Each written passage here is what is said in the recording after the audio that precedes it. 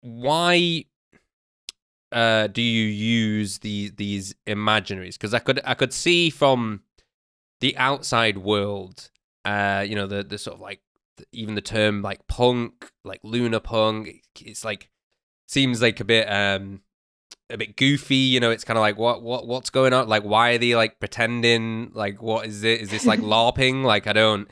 Um, but I think when you understand like the relationship between like sci-fi and technology, and also in some sense, um, you're in a and I hate to use this word, but it's almost like like people talk about manifestation.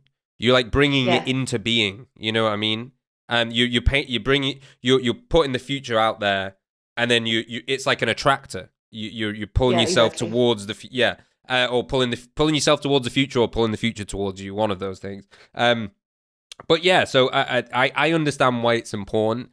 Um, I guess what do you see? What do you see being the main importance? Is it just a psychological tool, and then that's like valuable because, I mean, look at like Christianity or Islam, like these like mythos lasts for thousands of years and are incredibly valuable and contain within them the values without even having to explain the values. Like you can like embed metaphors and symbolism and all that kind of stuff. Like it's obviously it's like an archive of knowledge basically. In a way, it's I suppose well, it's not like a roll up, but like in the same way, like it's condensed information, then you can unpack it through the symbols and stuff. You don't even need to directly Mm. state things. Um, yeah. So in a sense, it's almost like obfuscated, or not quite anonymous, but it's like obfuscated information. It's like yeah, you can sort of embed information and extract sort of like deeper concepts from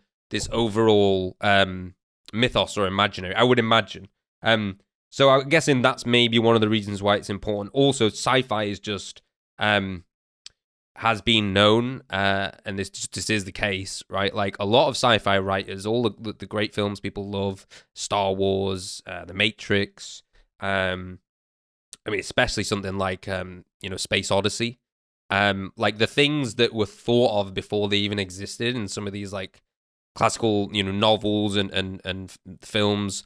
Um, I don't think people are aware of how influential sci-fi is. Like people imagining things. Like I think people maybe get the impression that like the way that history's gone is like more so it's like just scientists in labs and like geeks and computer programmers, and it's like it's actually not. It's actually like these like weirdos that are making like sci-fi novels about crazy futures that exist 200 years in the future and things, and then you get the geeks that read those things and then draw inspiration from that, and then they're the doers, like you have like the people that sort of are the creative people, and then you have the engineers and the technical people. And they're like when they're fused together in some sense, that's when you get the new thing. Um so yeah, just to actually ask you the question, yeah, why is the imaginary important? Why are you not just larping? Yeah, totally. Thanks for that question. And like, I think you raised a lot of interesting points there. Um, the thing that strikes me about what you said, and I don't know if this directly answers the question, but we can kind of approach it in a kind of roundabout way. Is like this notion that um, technology is like people have like misconstrued notions about how technology is actually created.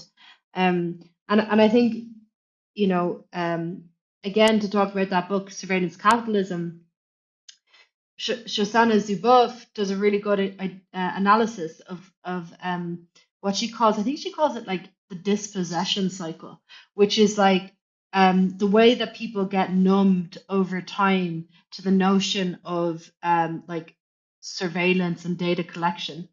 And she argues that the way that Silicon Valley has kind of propagandized itself is as this version of technology that is like inevitable.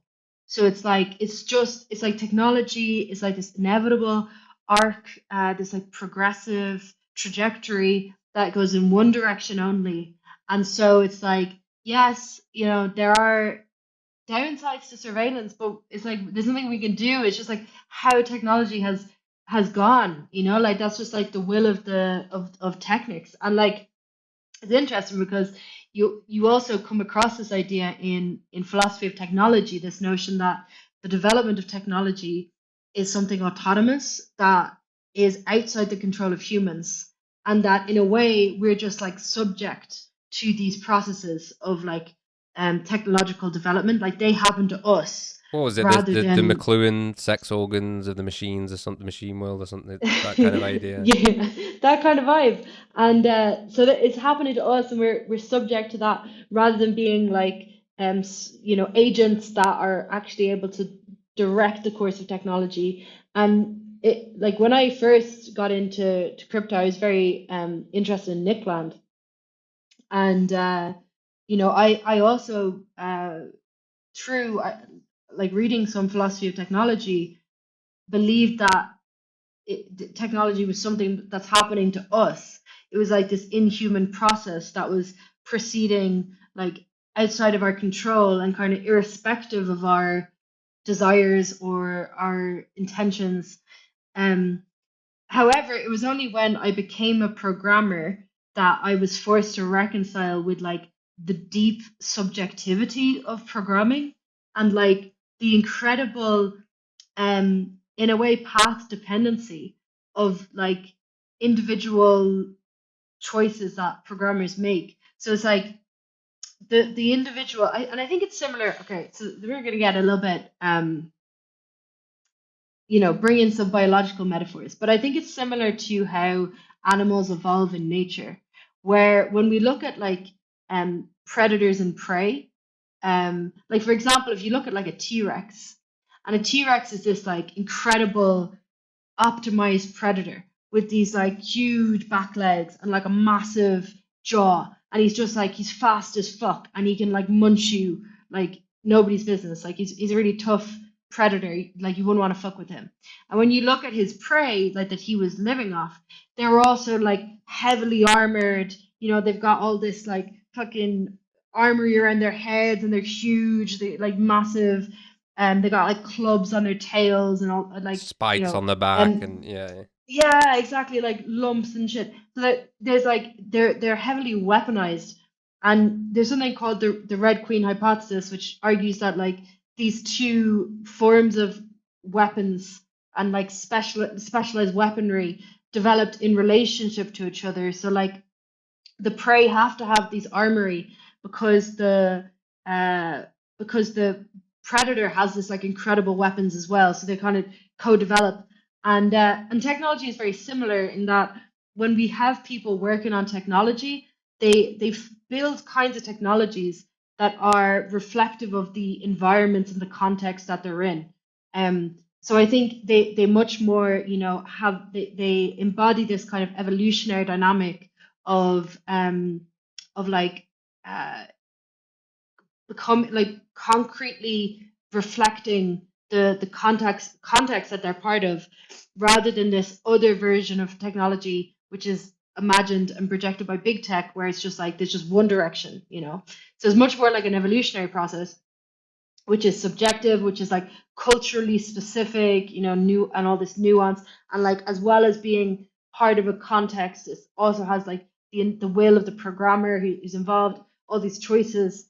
Anyway, so having realized this is also where I kind of began to devote myself more in a more hardcore way to anonymity, because I was convinced then that like this is a cause that's uh like worth fighting for, but also like that can win, you know, that like actually you can change the course of technology, you can like create new spaces for freedom, rather than this like dystopic scenario of like surveillance just becoming more and more total.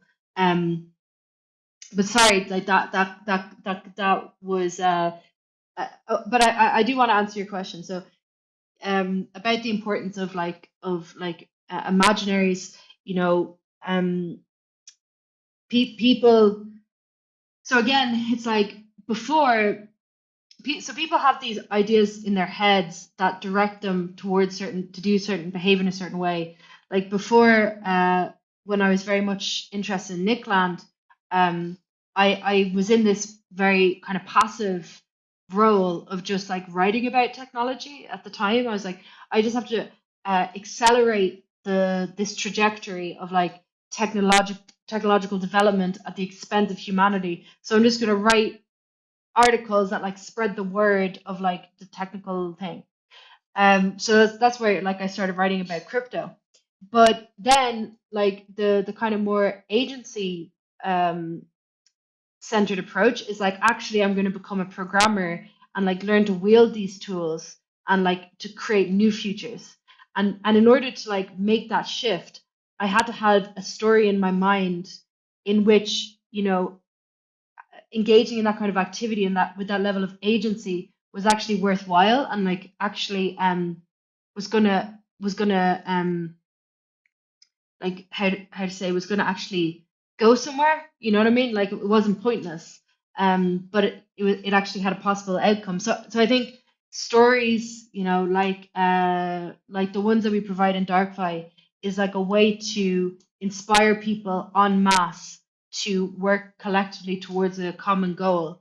And you know, for us, it's about creating an alternative narrative, which is outside of this one of like, oh, the state is all pervasive, you know, there's no other possible future. There's just the future is cancelled and it's just like surveillance and like the surveillance state forever, which is like very dominant, right? Like it's very dominant. So that's where science fiction is like, no, how can we actually create new possible futures? And as you said, like through that act of like imagining these futures, also somehow um make them more possible. Like it's an attractor that generates a future.